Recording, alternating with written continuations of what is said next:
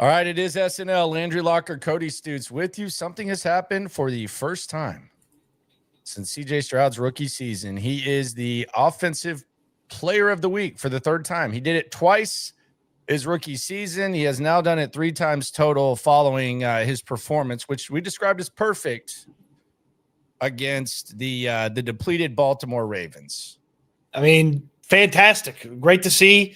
Didn't have a ton of yards, but had the 4 touchdowns, and the efficiency was incredible. 4 incomplete passes, 2 of them were drops, and 2 of them were good plays by the defense, and that's about it. You know, for a guy that had that slow start to the season, looked like things were disjointed and the offense wasn't working for him, and he's missing throws to have put together not just the 4 quarters in Baltimore, but also that final quarter against Tennessee. These 5 quarters in a row, I mean, about as good as a guy's playing right now over the past 5 quarters of football.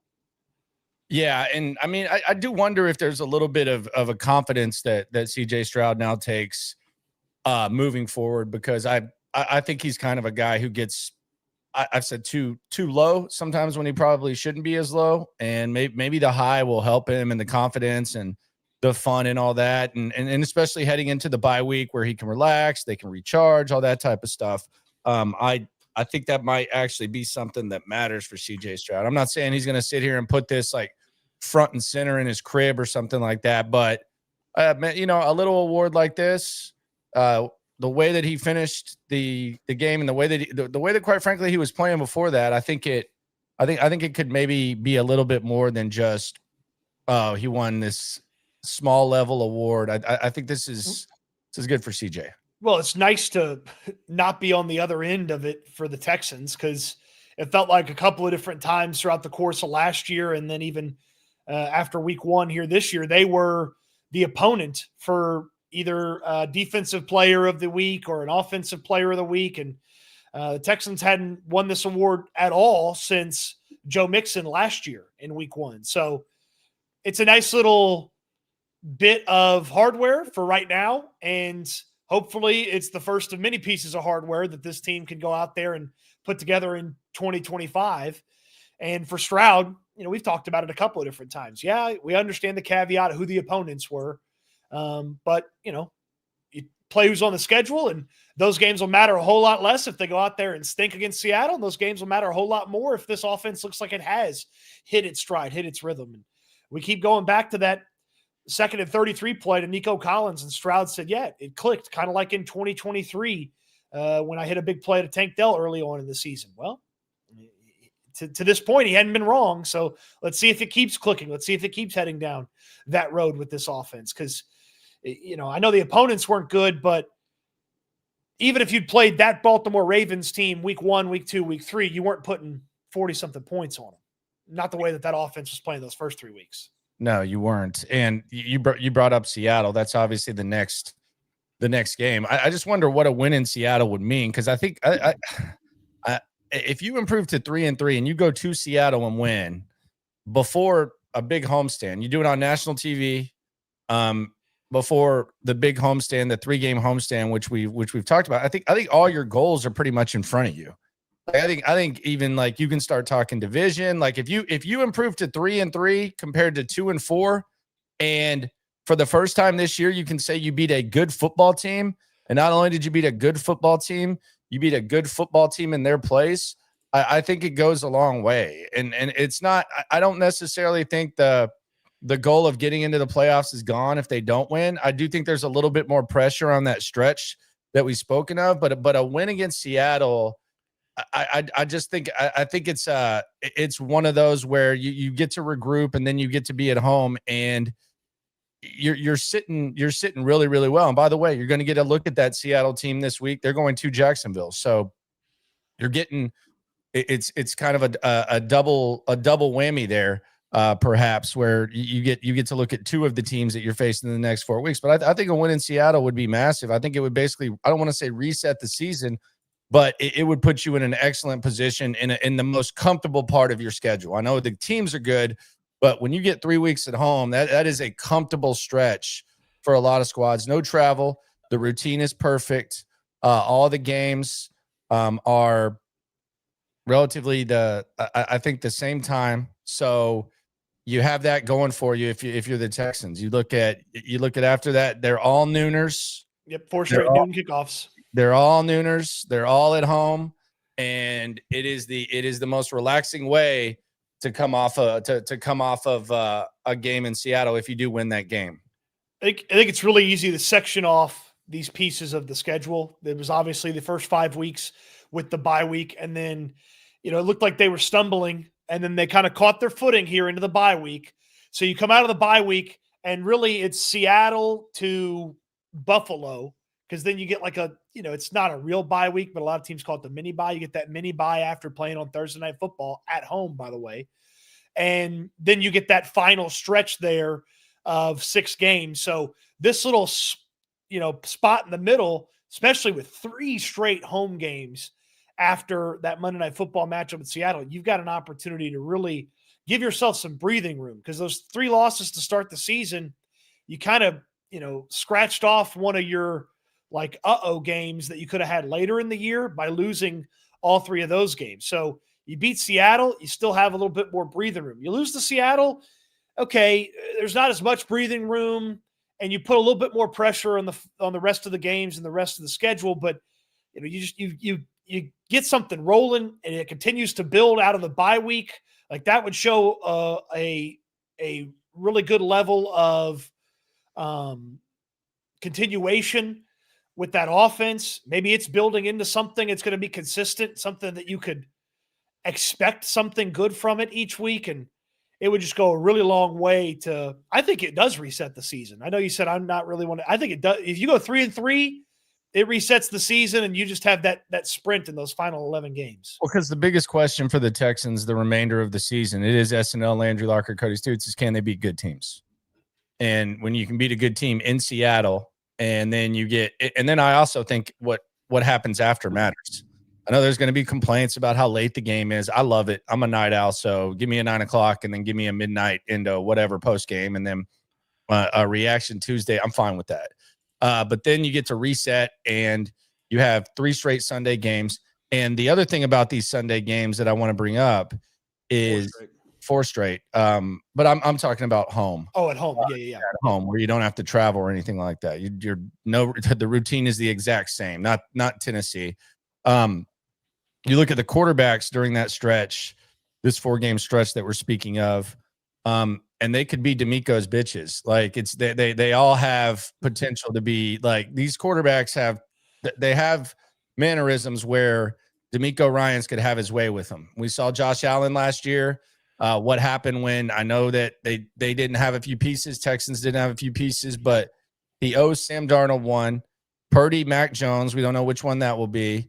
And then you have Bo Nix and Trevor Lawrence. So these quarterbacks too, during this 4-game stretch that we're speaking of, they all have kind of that they kind of play the way that is reckless at times. Purdy's not too reckless, but he is turning the ball over a little bit more. But they all have like the mannerisms that D'Amico in this defense can take advantage of. So I think that's another thing to factor in when you look at this stretch, because the schedule is going to get tougher. The weather's going to get colder. The team's going to get more banged up. But right now, you're going to be at your optimal health after the bye week, optimal health. And then everything that a football player wants and everything that a football player needs. And I actually think this was one of their biggest advantages in 2023. I asked Gary Kubiak about it. He said every coach would have that schedule. They had all noon games. They had all noon games in 2023. 2024, that changed big time. And I think it kind of impacted them. But for the next few weeks, and the one game that we talk about that is just crazy, they're not really going to be in a routine. They're working up towards that. So they're coming off of the bye week. So I think you look at the quarterbacks, you look at the opportunity against Seattle, I think it's pretty well laid out for D'Amico and company post-bye to, as you say, reset the season. As it stands right now, all of those offenses that you're set to play in those next 4 games, in San Fran, regardless who the quarterback is, just the total offense, they're all in the top 14 when it comes to yardage. And they've all put some points on the board at different times over the course of the start to their season. So pretty good offenses. Let's see what D'Amico Ryans and the defense can cook up for them. And then, your offense has got to come out of that bye week with even more. As Nick Caley, he said, yeah, there's elements of the playbook that we can get to when we do right in the early parts of the game. Well, we got to see a little bit more of that. Let's see them get deeper in that playbook because they're having more success. Yep. Let's go to the super chat here on the bi-week vibe edition of SNL. You ain't never hate. Swarm. Wags says, good day to the all-star team SNL. Good day to you, all-star Wags. Logan Taylor says, you think you can hold Seattle under 20 with a D? Yes, for sure. I think you can hold most teams under 20 with this defense, for sure. Will you? I don't know. I mean, it's a little bit more difficult, but I think you can. Yeah, is that do you disagree? Yeah, no, you could definitely do that to Seattle. I mean, to me, their offensive line's had some nice moments, but it's not like a world-beating offensive line. You should be able to have some success with them. Texans D-line versus Seattle O-line. So there's that element. Then you're going to have to figure out how to cover Jackson Smith and Jigba. And Darnold is due to have a stinker. Okay. We said that last year and it didn't go well, but yeah, they owe him one for sure. But I will always bet on guys like Darnold to eventually have a stinker because eventually they're going to have a stinker. So it's just in their nature when things are going good to have one of those days that you can't explain, because the great ones, you don't have as many of those days, but guys like Darnold, I know he's playing well. I know he just had a great duel with Baker Mayfield. That's okay. Jacksonville and then the Texans back-to-back, couple of good defenses, stinkers on the way. Daniel Anima says, are Brees Hall rumors even remotely realistic? I haven't heard them. I'd said I would like to have him, but I mean, he's not happy. He's on the final year of his contract. They're one of the worst teams in the NFL. So, I mean, it's not unrealistic to think that them trading him might make sense. So I mean, I don't know whether there's like smoke fire. I'm sure he's one of the first names mentioned on like the who could be traded at the deadline pieces. But rumors or not, it would actually make sense for him to be traded. Mm-hmm. Absolutely. Yeah, they're almost in tank territory right now. With the Jets. Josh says KC was 2-3 last year. They played the Bengals in the AFC Championship. Bengals didn't make the playoffs. Oh, you're saying the year.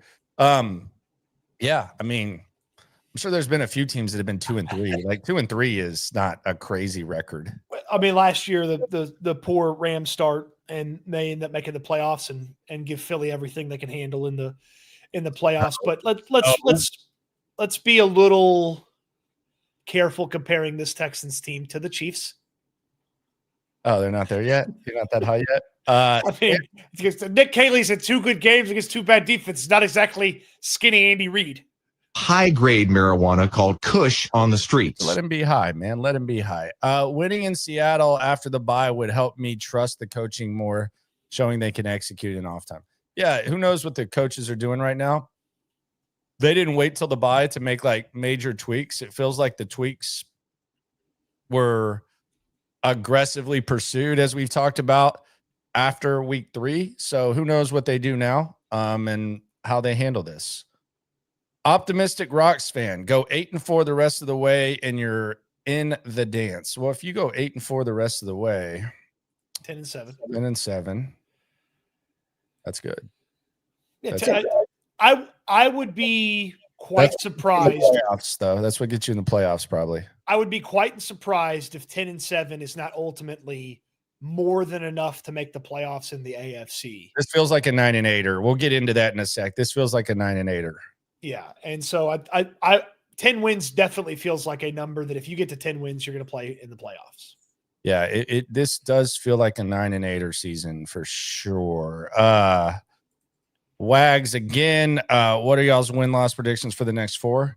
I'm going to start with Seattle. I think they beat Seattle. I'm going to go 3-1. I don't know why. I'm kind of feeling the way that this defense is going to travel prime time, the quarterbacks they're facing. I'm going to go 3-1.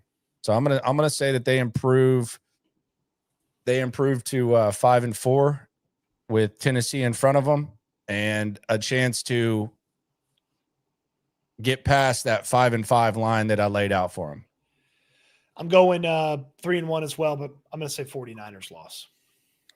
Wow. But a Denver win. That would be big. And a Jacksonville win. Yeah, and a Jags. Zachary C says, apologies if I missed something, but where did Brendan Bates come from? He was on the Browns practice squad, and they signed him off the Browns practice squad after Cade Stover's injury, and he's on the team. He's played 0 snaps when the game was undecided. He did his thing, man. He did his thing. Don't minimize my man's mop-up duty. His middle name's Norman, and so they call him the Psycho. Psycho. Wow. Yeah, Norman Bates. It's like the movie. Never seen it, but I got you. I mean, you don't have to see it to know Norman Bates. I had no idea who that was, to be honest with you. That's why I explained it. I know who Dan the Man is, though. Shout out to Texans Turf. They took care of my backyard. I love it. I was just out there. I was cleaning it up. I got my turf rake, everything. It is fresh. Putting greens, play areas, always clean, always green, as Cody says. TexansTurf.com. I shopped around before. I've told you this. I shopped around before, so you didn't have to. They're the best in the game. Dan is truly the man, and I strongly recommend if you want to get in the turf game, a lot of options, customization, drainage, no more insects, no more mud, no more allergies, fire pit, whatever you want. Let Texans Turf take care of you at TexansTurf.com. All you got to do is go look at all the beautiful stuff that they've already done over there at Texans Turf on the website. You can schedule that free estimate for your home right there on the website. And, man, you are not going to be disappointed. And Landry said it, and I reinforce it. Always clean, always green. There you go. Shout out to Dan, the man. So let's break down the impact of returning players. And I want to talk best case scenario. And you don't have to do best case scenario, just what you think these guys bring to the table. And I'll go through them, and I want you to just throw at me what you think he brings to the table. Danico Autry, what's the Danico Autry impact? About 10 snaps a game where he just goes full effort and you just unleash him when you need to. You know, it's like a firecracker. You use it for that little bit, and that's it. That's all you use it for. So I just don't see how he's going to be a consistent role player for this team. Yeah, that's my problem. And I don't mean this like in a bad way. I think they like the idea of Danico Autry more than what Danico Autry currently is. Like with the contract that they gave him, with how patient they've been, I think he's 36. Like he's not a young guy. And he's been banged up more times than he's not. He had the suspension. It's just hard for me to imagine. There's going to be perhaps some flashes. It's just like if you put the over under at 8 games that he'll be healthy in, I would just take the under because there's so much wear and tear on his body. You have his age in front of you? Yeah, he's played 152 games and he just turned 35. Yeah, he's 35 years old. So I would say I agree with you. I think they like the idea. I don't think it necessarily exists anymore. You just right this moment, you can't convince me he's better than Derek Barnett or Dylan Horton. No, I wouldn't either. I think they think that he's more versatile. So they think that he is someone who they can play inside, outside, all that. It just feels like they have a lot of guys who they can do that with. I like the thing is this, like, and I'm looking at this almost like a basketball team, like because there's 5 guys on a basketball court, there's 4 guys on a D line, and there's just like a cohesion that comes with it, even when you start rotating. And sometimes in basketball, when you try to incorporate someone too much, that's not like someone worth incorporating, it throws off the entire vibe of the whole team. You know, like it's one thing if like James Harden comes back and you have to incorporate things around him. Or Amin Thompson. I'll use a current Rocket. But if like, I don't know. Dude, he's the big guy that gives you 6 fouls. That's what like, he is. Yeah. Like if like a backup, you try to implement them, then it's just a little bit, it's a little bit more of a pain in the ass. So that's kind of my concern there. I mean, barely have the fifth defensive end active on game day. Darrell Taylor's been a healthy scratch a couple times. I know he played this most recent one. They barely have that fifth defensive end. I don't know how they would have a sixth defensive end and also have Autry active instead of Darrell Taylor. Because I know Darrell Taylor's been a healthy scratch. I would tell you, I think Darrell Taylor's probably still better than Danico Autry right now. So again, if he's active, go out there and play like your hair's on fire for 10 snaps and give it your all, and then grab some water and hit the bench. You ain't never hate. Swarm. I'll let you tell him to do that. Rich says it gives me hope with the context clues that D'Amico is evolving and helping out with the offense. No more D'Amico, no O. Yeah, I would agree. I mean, the context clues are definitely there, and the results have been there. And we'll see if those results work against good teams. We won't have to wait too long. It seems like a long time away from the game, but we all need a bye week. We all need a little recharge. So I'm with you, man. It is encouraging. Evolution, like evolving, is good. If you don't evolve, things get stale. And the good coaches, they find ways to evolve. The okay coaches, they win games, they don't evolve, and then eventually you have to move on because they're unwilling. So I would agree with you on that. Yeah, it's one of the biggest signs that he's taken on something that he didn't do last year, because he didn't do this for Bobby. So it's one of the biggest signs that he's getting better. And he wants his players to evolve and get better, and he's got to do the same. All right, next one. This one's interesting because this was my guy even at the combine. I thought maybe he would be like Petrie style. They played him at normal safety. He had a good camp. I mean, he was doing well. And now it looks like he might he's your backup safety. The Jalen Reed impact. I am very, very hesitant to say that he's going to go out there and not go through some significant growing pains. You want him to remain a backup because we've never really seen him in game action.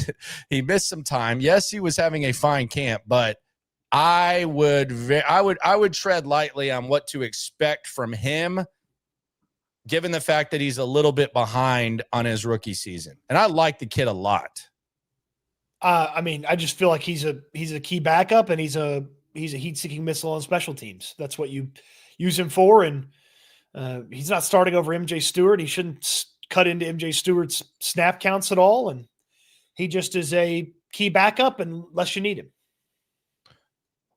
On the soup, Wags again. Shout out to Wags, man. You ain't never hate. Swarm. What's your opinion on early buy versus late buy? They needed an early buy this year. I think it was perfect. The late buy was terrible for them last year. I think they were worn out. I think they could have used a earlier buy last year. I think Nick Caserio said it pretty well. He was talking to Sean today, and he basically said that, or did he say it yesterday? I don't know. It's all lumping in. But he basically said it depends on the season. Oh, look, it works out great because Stingley's banged up, and the chance that he comes back 100% out of the bye, and you're going to need him against a couple of these teams, is pretty high. So it worked out great for this team this year. If they'd had an early bye last year, I don't know. It's not like Bobby fixed everything at the bye week last year, but maybe he could have had more impact if the bye week had happened earlier, adjusting, changing, maneuvering the offense. But we'll never know. I like that it was a little bit earlier. Ideally, you wanted to be in the middle of the season. I don't know who Bill O'Brien bribed at the league office to always have his bye week in the middle of the season, but it felt like every year he coached, the bye week was in the middle of the year for him. Yeah, for sure. Next one, Jimmy Ward. Jimmy Ward impact. I don't know when Jimmy plays. Maybe I'm a bigger Jimmy Ward fan than most, but I love him as a football player. Like I love Jimmy Ward as a football player, and I love Jimmy Ward as a reserve football player. I don't know that you can have, like, for a DB like that's on your roster. I don't know that you can have too many better veteran, when healthy, DBs. And I'm sure that's going to be where the question is the health, which it has been with Jimmy for a long time. But I mean, He's played inside. He's played true safety. He's played nickel at the highest of high levels. There's going to be times where maybe he gets lost, but he's very physical. I always use this example, but if you could turn injuries off and say that this guy's never going to get hurt, the old Madden style, this guy, this guy's a perfect football player. I mean, he's a perfect reserve football player. So I don't know if that guy exists. He's been through a lot. I will say, like, I think that maybe the perception of who Jimmy Ward is or how he approaches things, people might look at it a little bit different because of what's been in the news. Now, he did get his case dismissed, and D'Amico and Nick Caserio, it feels like they believe that Jimmy Ward didn't do the things he was accused of. But I'm saying all that because I would think a lot of people would think this guy just doesn't care. He's not trying to play football. He's been away. I've seen him in the building every day, and it seems like he's sweating and doing like it seems like he wants to play football and he's around. So he has put his best foot forward to get back on the field. Yeah, this guy is a potential super sub for you. If you think a situation dictates more coverage from the nickel than what Petrie gives you, boom, you put Jimmy Ward in. If you feel like he has a better read for something or a better feel on something than MJ Stewart, boom, you put Jimmy Ward in. I wouldn't insert him right back into the starting lineup by any means, but as far as a key reserve and a guy that's played a lot of football, seen a lot of football, knows this defense inside and out, and can do exactly what D'Amico Ryans needs out of the defense, yeah, this is a potential super sub for you once he gets healthy. And, it seems like he's healthy enough to start getting his wind and getting his physical, like attributes underway. And then you ease him back in with a little bit of practice. And the next thing you know, you can put the veteran on the field and have him help you out. So he's not going to play any special teams. He's older veteran, he's just not going to play special teams. But as far as a key reserve potentially for you, the potential for that is really high. Yeah, I would agree. I think if you can get him in the mix and he is what he was before he went down last year, I think you're in good shape. Now, Cade Stover, I don't know when this happens. I bet you it's middle of November, probably. I would say it's Christian Harris like however long Harris was out, however long, like around that range, maybe not as long, but I would say around that range. I think they both have the same equipment. And I know it's a different injury, but I think, how long was Harris out from when did Harris came back? It took him like 14 weeks, right? Yeah, but he was hurt right before training camp, came back in training camp, re-injured himself seemingly worse, and then was out for a much longer period of time. I'll predict that it's like week 14, 15. That's what I mean. I mean, like the range like of recovery and stuff like that. I'll say 14. I don't know how long they took to even it was pretty proactive with Cade Stover. I think he's probably foaming out the mouth to get back out there, but I'll say probably week 14 would be my guess. Week 14 be the first week of December. So, late November, December. 14, 15, maybe even 16. I mean, he might be one of those late guys. He might be one of those guys where if you suck, they're just like, hey, let's shut you down and we'll bring you back next year. I don't know. I don't know that he would like that. He needs the playing time. I mean, he's still only played a handful of snaps at tight end compared to most guys. So he needs the playing time. So he needs to come back no matter what, no matter if this team's good or bad. It's a broken foot. So you hope it heals right. And if it's late November, December, you have him, that's fine. It just, it adds to what we talked about yesterday. If there's a starting tight end available via trade, it'd be nice if they had that guy and they didn't have to put as many Harrison Bryant snaps out there. Yeah, that would be nice. God, you hate Harrison Bryant. I don't hate him. He's just not as productive for what they need. But you do love TDECU, which is good. You'll never give Harrison Bryant credit for anything, but you will take advantage of the 15% off Texans gear with the TDECU Texans debit card with the new logo, by the way. 15% off and they have a lot of other things popping, but this is what Texans fans, a lot of them already here, have taken advantage of, and you can take advantage of as well with the TDECU Texans credit card. Yeah, tdcu.org/Texans. You can find out everything you need to find out. You can even start the process of getting signed up. Membership's required. They're insured by the NCUA. Right there on the website, you can get the thing rolling, or there's 15 greater Houston area locations. You can walk in and get things set up, learn about all the different perks and advantages being a member at TDECU has for you. It's not just the 15% off your Texans gear with your TDECU Texans debit card. There's so much more, and they can teach you all about it online, tdcu.org, or when you walk into one of those fantastic branches and get signed up. And man, you'll be putting your money with them and getting all the fantastic perks and benefits. It's your credit union, not just a slogan. They mean it, and they take care of you when you're a member at TDECU. Membership required, insured by NCUA.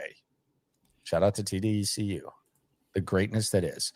All right, let's look at the teams that the Texans are chasing and the state of where they're at. There's 7 teams right now in the AFC with winning records. Let's just pull this up here. There are 7.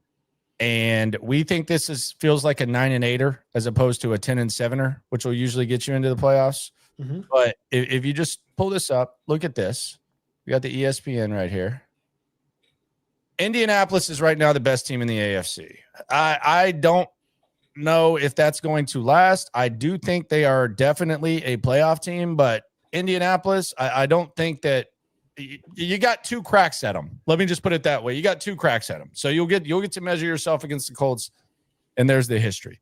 Buffalo, you play them. Not the most ideal situation. It's going to be a Thursday nighter, but you got Buffalo. You have decent history, and they look beatable. So there you go. Pittsburgh, I don't think too many people are taking Pittsburgh serious. That is a facade. That is fake. That is not real. That the AFC North, unless This is fake. It's a fake. Yeah, that's Photoshop. That's fake. On my mama, that's fake. On my heart, on my life, my little brother grave, I could die right now. That's fake. unless Cincinnati figures something out and turns the corner and then Burrow comes back, the AFC North will be occupying the 4 seed and not the AFC South. Let me say this. Joe Flacco being able to just keep them like somewhat afloat for Burrow would be the most Joe Flacco thing ever. Sure. It would be the most Joe Flacco thing ever, to look lost and then go out there and all of a sudden keep them afloat. All right, the Chargers. How are we feeling about the Chargers?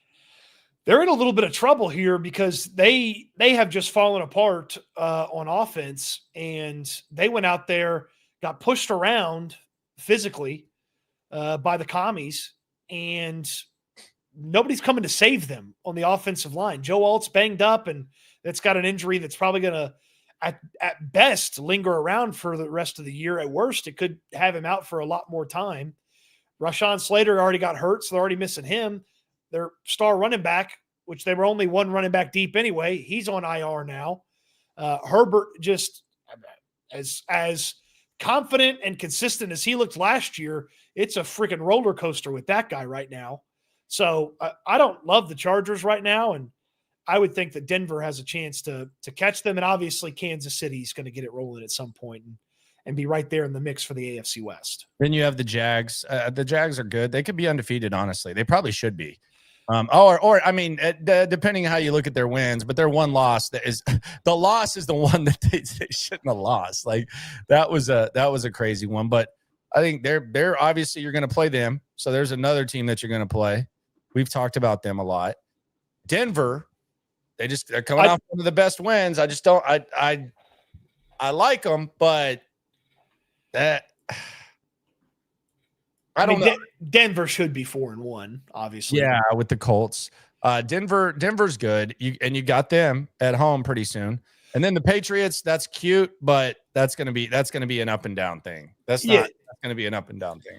I mean, if you told me the Patriots are the 7th seed when the playoffs get here, it's not going to surprise me based on the fact that Mike Vrabel's their coach. Their quarterback looks like he's got a little something to him. Just quickly on Denver. Yes, the gutty Eagles win is super impressive. Their other 2 wins, they beat Jake Browning and they beat the Titans to start the year. So it's like, they lost to the Colts, probably shouldn't have lost to them. They lost to the Chargers. Probably shouldn't have lost to the Chargers either.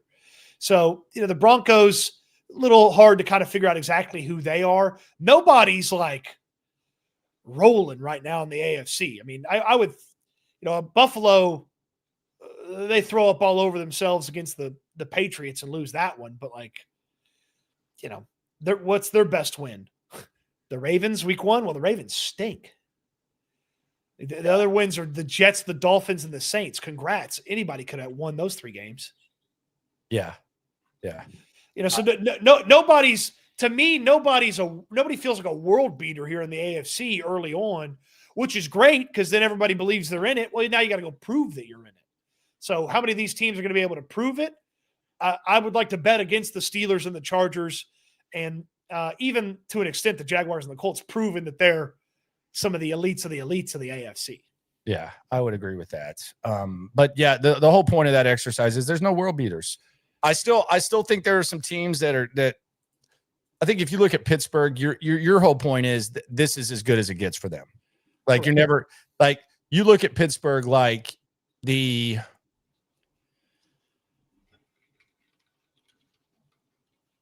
was it the 2020 or 2021 Titans where they had the best record in the AFC, but nobody thought that they were like legit.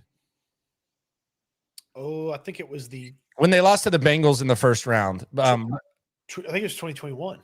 Yeah, nobody like that. That was Mike Vrabel. It was a miracle that they were even the 1 seed, but nobody in their right mind was picking them to win the Super Bowl, no matter what their regular season record was. Correct. So that's kind of how you look at Pittsburgh, right? Yeah, I would like. Do you look at Indianapolis that way too? No, because I could see them hanging around in the AFC playoff picture. I don't believe the Steelers are going to make the playoffs. Okay. So I may go today and go bet against the Steelers making the playoffs. Well, they got the Jets this week, so right? They got the Browns this week. Oh, they got the Browns. Yeah. Who'd the Jets play? They're 7.5-point dogs. They're in London. Broncos. Why am I bringing up the? Oh yeah, Broncos. Hey, look out! Look out! That's going to be a 6:30 a.m.er in Vegas. Look out! Look out for what?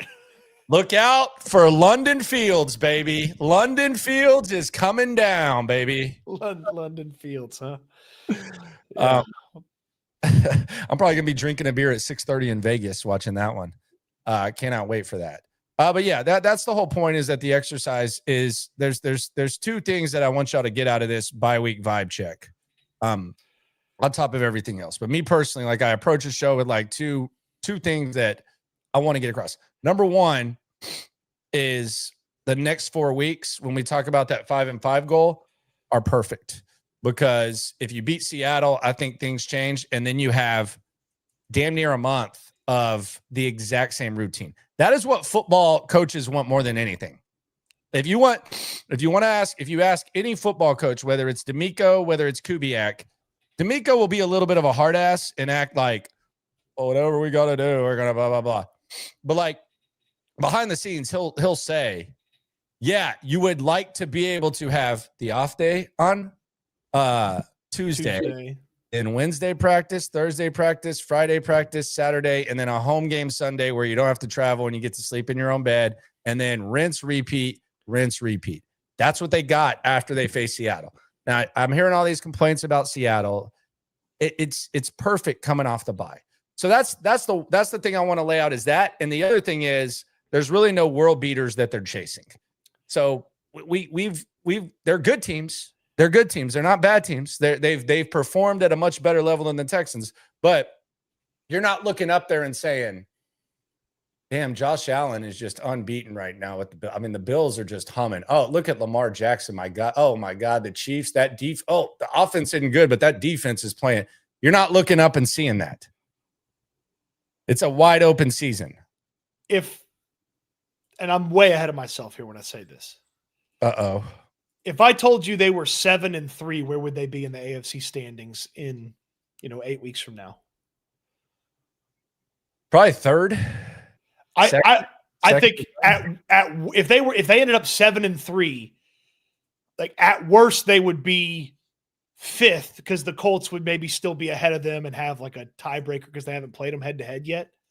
But if the Colts weren't ahead of them in the AFC South, if they were 7-3 in a few weeks, then I think at worst they're the 2 seed. Yeah. With at worst they're the 2 seed with a game against Buffalo at home on Thursday night, staring down the chance to be 8-3 headed into the mini bye. And again, I'm very much ahead of myself because they've got some really good football teams that they'd have to beat to get there. But if they got on a roll, 7-3, even 6-4, you might be thinking, okay, the Texans really kind of figured this thing out. They got to go in here. Yes. So you have a fantastic opportunity out of the bye in front of you if you're the Texans. Yeah, and it's laying out. I mean, the schedule layout's nice, man. And I don't know about you. You're kind of a night owl too. I have no problems with late Sunday football. Sign me up for it. Like the 9 o'clocker, there's going to be a lot of complaining. Sign me up for it. I'll be post game till 2. I'll wake up. We'll do reaction Monday. I will be fine. And then we'll do the collective, and then I'll do the 10:30, and we'll be great. It's not. I look forward to this. I'm actually pumped for this. I wish every game was at 9. You get 17 of them, so you appreciate all of them. Well, this is a Monday night doubleheader. It's in Seattle. We don't see them play Seattle. I think the last time they were in Seattle, 17. Am I wrong about that? Was it 17 when Jimmy Graham got the touchdown and Deshaun Watson put on the heroics? The last game ever against the Legion of Boom. This is the last time they ever played football together. And that was the last Dwayne Brown game, wasn't it? Correct. Yeah, Dwayne was traded the next week to Seattle, actually. And I think Deshaun tore his ACL that week. And the Astros won the World Series. Yeah, the Astros. So he was the last quarterback to ever play the Legion of Boom. I think. Have they played there? No, I don't think they've played there since. That was the last time they were in Seattle. Yes. Yes, I remember that one. That was a good one because that was when Deshaun just kept going down. Like, man, New England. He had the New England game, and then he had the Seattle game. That was when Deshaun was just out there leaving it out there, and the defense just kept letting him down. Speaking of Mike Vrabel. Yeah. Oh yeah. Yeah. Yeah, that was a very strange week of sports. Yeah, because the Astros win the World Series and they're not even the top headline on SportsCenter, and they're not even the top Houston headline on SportsCenter. I remember I took a picture of PTI and it was like Deshaun Watson tears ACL, and then right below Astros win World Series. Yep, he overshadowed that, and then it was like the most mourning that I've ever seen on social media without someone actually dying was when Deshaun Watson tore his ACL. Like, it captivated like the whole town. I know a lot of people have sour taste in their mouth. Maybe that's not the best analogy, but a lot of people have don't look negative feelings towards Deshaun. Negative feelings. But that was when he was just captivating everything. The 2017 version of Deshaun Watson was incredible football. It was must-see TV. Did you hit up Will Fuller yet? What's that? Did you hit up Will Fuller yet? Not yet. Come on, man. The clock's ticking. You got to time this out just right. The clock's ticking. I will hit him up. Don't you worry about it. We got to get Will Fuller on tomorrow for a Friday special. Don't you worry about it. I'll talk to Will Fuller, and if he wants to talk to us, we'll have him right here on SNL. Yes, we got to find Will Fuller. And if he doesn't want to be found, he doesn't want to be found. He definitely doesn't want to be found, but he definitely doesn't want to talk to anyone. But you got to find Will Fuller. I don't see it. The biggest thing to me is I don't know that Will Fuller knows that Texans fans love him as much as they do. Oh, they do. And he may not give a shit. That may be the biggest thing, is he may not care. But I think he'd be surprised to find out how much Texans fans enjoyed his time in the uniform. Yeah. And Chef says we're trying to be pals. I don't want to be friends with Will Fuller.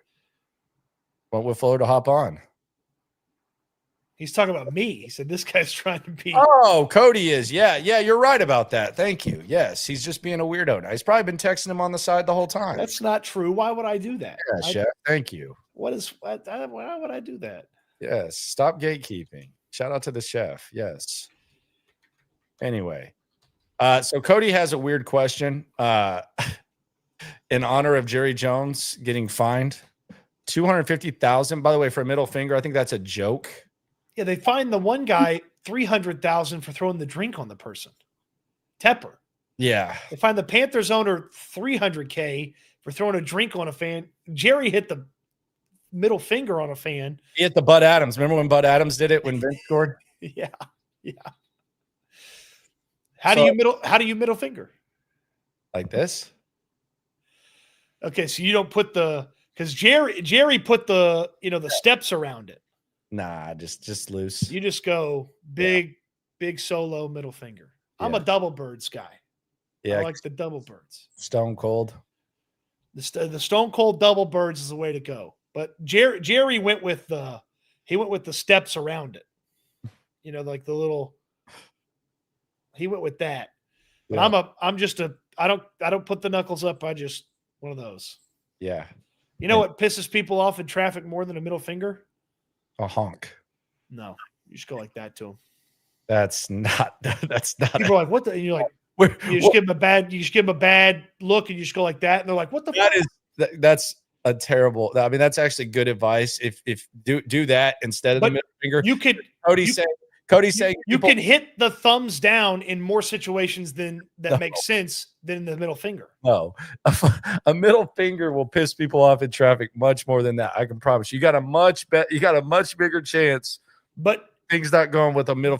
If you do that, I think you've already but once you get to the middle finger, like it's already a big pissed off situation.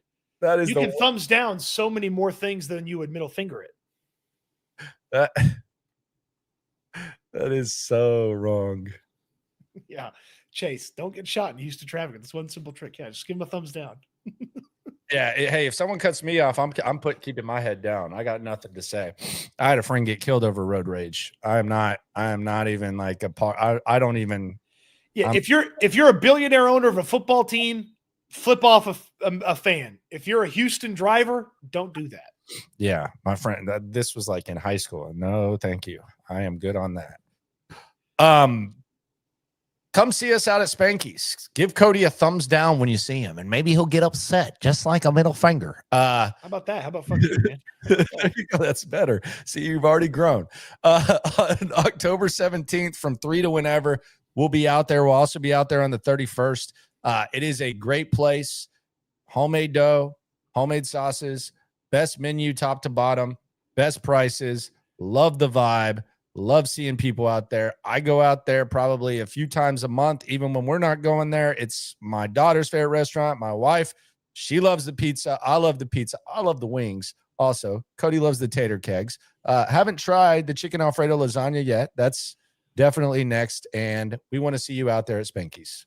Yeah, the food's great. The atmosphere's great. We have a fun time. We do the live show out there, and they got fantastic deals, fantastic value, fantastic prices each and every day, and always cooking up something new and fun. Landry mentioned the chicken Alfredo lasagna. They got the Spanky's Hurricane going right now. If you want one of those for a beverage, they got the beer on tap. Anything you could need at Spanky's. Great value, great time, great food. All right. We appreciate y'all for rolling through. Those are the bi-week vibes here on SNL. Be sure to subscribe. Be sure to like. Be sure to ride along. Be sure to always remember when it comes to this Texan stuff, we're all in it together. Eat good, sleep good, be good. We'll talk Texans again soon. Thanks for watching, everybody. Thumbs up, guys. Q.